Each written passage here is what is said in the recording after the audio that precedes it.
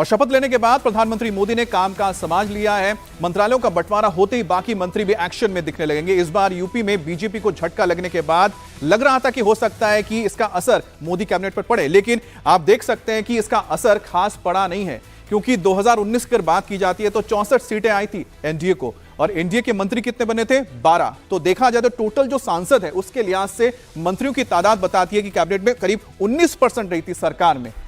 लेकिन 2024 में क्या हुआ? वही घटकर 36 पे आ गए जो टोटल सीट्स आई हैं उत्तर प्रदेश में, लेकिन जो मंत्रियों की संख्या है वो घटकर सिर्फ 3 घटी है, 9 यहां पर आए हैं।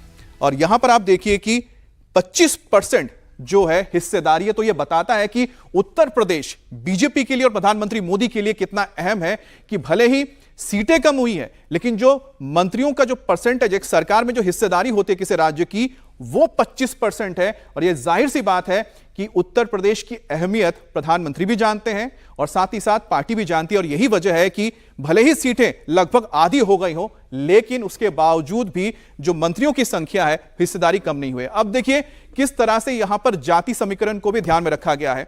जो मंत्री बनाए गए हैं उसमें राजपूत समुदाय से 2 मंत्री हैं, कुर्मी समाज से 2 मंत्री आते हैं, दलित समाज से 2 मंत्री है, जाट समुदाय से 1 मंत्री है, ब्राह्मण समुदाय से 1 मंत्री आते हैं और लोधी समाज से 1 मंत्री आते हैं। तो कुल मिलाकर सवर्ण, पिछड़ा वर्ग, दलित सभी का ध्यान रखा गया है। और उत्तर प्रदेश के लिए जातीय समीकरण कितना अहम होता है ये रिजल्ट्स भी बताते हैं। अब देखते हैं कि किस तरह से बीजेपी ने पूरे कास्ट कॉम्बिनेशन को यहां पर ध्यान में रखा है। राजनाथ सिंह, आप समझ सकते हैं प्रधानमंत्री मोदी खुद वाराणसी से सांसद हैं, तो ऐसे में जो सरकार के 2 सबसे बड़े पद हैं, मुखिया और साथ ही नंबर उनके बाद जो आते हैं नंबर 2, वो राजनाथ सिंह है। बीजेपी के कैंडिडेट लखनऊ से जीते हैं, राजपूत समाज से आते हैं राजनाथ सिंह। इसके बाद हम बात करेंगे जितिन प्रसाद का। जितिन प्रसाद ने पीलीभीत से चुनाव जीता है, ब्राह्मण समाज से आते हैं। इसके बाद नाम आता है कीर्तिवर्धन सिंह का, गोंडा से जीते हैं, राजपूत समाज से आते हैं। इसके बाद नाम आता है पंकज चौधरी का, महाराजगंज से सांसद हैं, कुर्मी समाज से ताल्लुक रखते हैं। एसपी बघेल जो लगातार यहां से आगरा से अपनी सीट पर डटे हुए हैं, दलित समाज से आते हैं, एक बार फिर से उन्हें मंत्री पद मिला है, पिछली बार भी मंत्री थे। इसके बाद नाम आता है कमलेश पासवान का, बांसगांव से जीते हैं, पासी समाज का नुमाइंदे हैं। बीएल वर्मा राज्यसभा से लोधी समाज से आते हैं, हालांकि चुनाव लड़े थे, नहीं जीत पाए। अनुप्रिया पटेल अपना दल से आती है, मिर्जापुर से जीती है, कुर्मी समाज से आती है, उन्हें एक बार फिर से मंत्रिमंडल में जगह मिली है।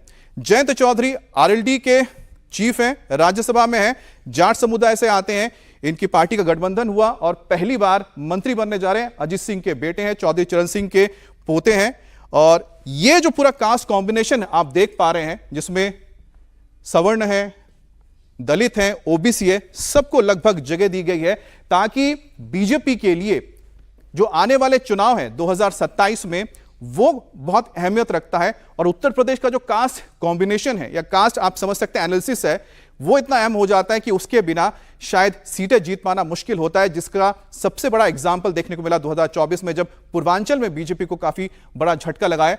अब हम बात करते हैं कि किसका रोल बदल सकता है। अब राजनाथ सिंह की अगर बात की जाए तो 2 बार बीजेपी अध्यक्ष रह चुके हैं, मोदी के बाद दूसरे नंबर पर शपथ ली है, तो माना जा रहा है कि वो सरकार में दूसरे नंबर पर रहेंगे, उनके पास अहम मंत्रालय आने जा रहा है।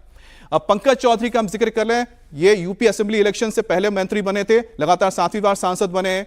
बीएल वर्मा, कीर्तिवर्धन सिंह, कमलेश पासवान पूर्वांचल से दलित समुदाय से आते हैं, बांसगांव से 4थी बार सांसद बने। तो आप ये लिस्ट देख रहे हैं जो बीजेपी के और साथ ही साथ सहयोगी दलों के जो नेता है जिन्हें मंत्री बनाया गया उत्तर प्रदेश से, उनकी बैकग्राउंड क्या है और किस तरह से उनको जगह मिल सकती है, किस किस का क्या एक्सपीरियंस रहा है, वो भी नजर रखा जाएगा जब इन्हें पोर्टफोलियो दिया जाएगा। बहरहाल लेकिन 2 सबसे बड़े जो नाम इसमें आते हैं वो है राजनाथ सिंह का और साथ ही साथ प्रधानमंत्री मोदी का। और आप समझ सकते हैं कि इस बार जो कुछ और नाम इसमें जुड़े हैं, जिसमें आरएलडी के चीफ हैं जयंत चौधरी, और साथ ही साथ इसमें जो अहम नाम जुड़ता है जितिन प्रसाद का, जो कांग्रेस के दौरान मंत्री रह चुके हैं, एक बार फिर से वो बीजेपी के जरिए सत्ता में आए हैं, केंद्र में आए हैं, उन्हें अब क्या पोर्टफोलियो दिया जाता है यह भी अहम रहेगा।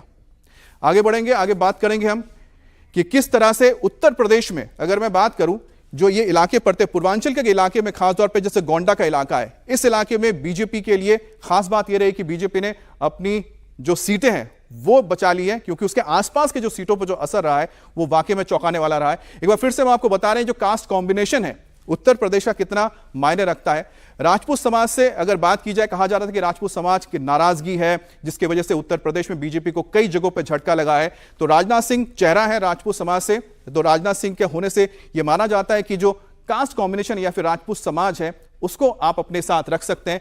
जितिन प्रसाद जो ब्राह्मण समाज से आते हैं और उनको साथ में रखने का मतलब जो सवर्ण जो जिक्र हो रहा था, क्या पूर्वांचल में क्या जो सवर्ण है क्या वो बीजेपी से हट गए हैं, वो भी कोशिश होगी उनको साथ में रखने की। और देखिए कीर्तिवर्धन सिंह एक बार फिर से गोंडा से आते हैं, राजपूत समाज से हैं, तो राजपूत समाज की जो नाराजगी है कहीं ना कहीं दूर करने की कोशिश